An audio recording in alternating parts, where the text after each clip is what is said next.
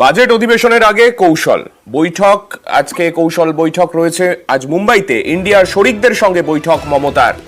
উদ্ধব, শরদ, অখিলেশের সঙ্গে বৈঠক মমতা বন্দ্যোপাধ্যায়ের। আগামী 22শে জুলাই থেকে শুরু বাজেট অধিবেশন। সংসদে মোদী সরকারকে কোণঠাসা করতে কৌশলী ইন্ডিয়া। কি কি কৌশল সেখান থেকে উঠে আসতে পারে, বিস্তারিত জানবো। আমাদের প্রতিনিধি আবির রয়েছেন আমাদের সঙ্গে। আবির, দেখো, ইন্ডিয়ার মধ্যে সামিল থাকাই আঞ্চলিক দলের যারা নেতৃত্বরা রয়েছেন তার মধ্যে উদ্ধব, শরদ পাওয়ার গোষ্ঠী বা অখিলেশের মতো নেতারা বরাবরই স্বাচ্ছন্দ্য বোধ করেন মমতা বন্দ্যোপাধ্যায়ের সঙ্গে আলোচনার ক্ষেত্রে। এবং এর আগে বিভিন্ন সময় দেখতে পাওয়া গিয়েছে যে তারা বারবার ধরে কথাও বলেছেন মমতা বন্দ্যোপাধ্যায়ের সঙ্গে বিভিন্ন সময় বিভিন্ন ইস্যুতে। আজকে বিকেল 4টে নাগাদ প্রথম বৈঠক হওয়ার কথা হচ্ছে উদ্ধবের সাথে, তারপরে বিকেল 5টায় বৈঠক হওয়ার কথা শরদ পাওয়ারের সাথে, এবং অখিলেশের সাথেও অতি বৈঠক হওয়ার কথা রয়েছে।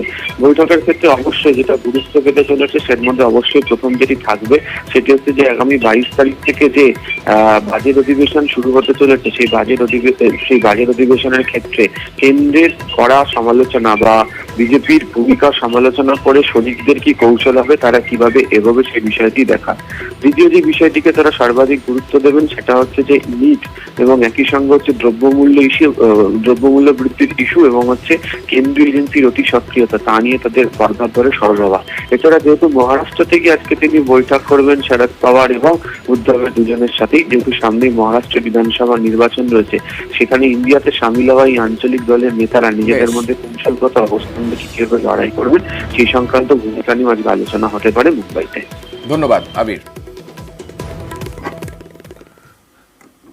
আর গতকালই মুম্বাই পৌঁছেছেন মুখ্যমন্ত্রী মমতা বন্দ্যোপাধ্যায়। আর মুখ্যমন্ত্রী মুকেশ আম্বানির সাক্ষাৎ হয় গতকাল মুম্বাইয়ের হোটেলে। মমতা, মুকেশ আম্বানি সাক্ষাৎ। কাল বিকেলেই মুম্বাই পৌঁছেছেন মুখ্যমন্ত্রী। তারপরেই আজ মুকেশ পুত্র অনন্তের বিয়েতে যোগ দেওয়ার কথা রয়েছে মমতা বন্দ্যোপাধ্যায়ের। তাছাড়াও একাধিক রাজনৈতিক কর্মসূচিও রয়েছে মুখ্যমন্ত্রী মমতা বন্দ্যোপাধ্যায়। তার আগেই গতকালই তিনি মুম্বাইয়ের একটি হোটেলে সেখানে দেখা করেন মুকেশ আম্বানির সঙ্গে।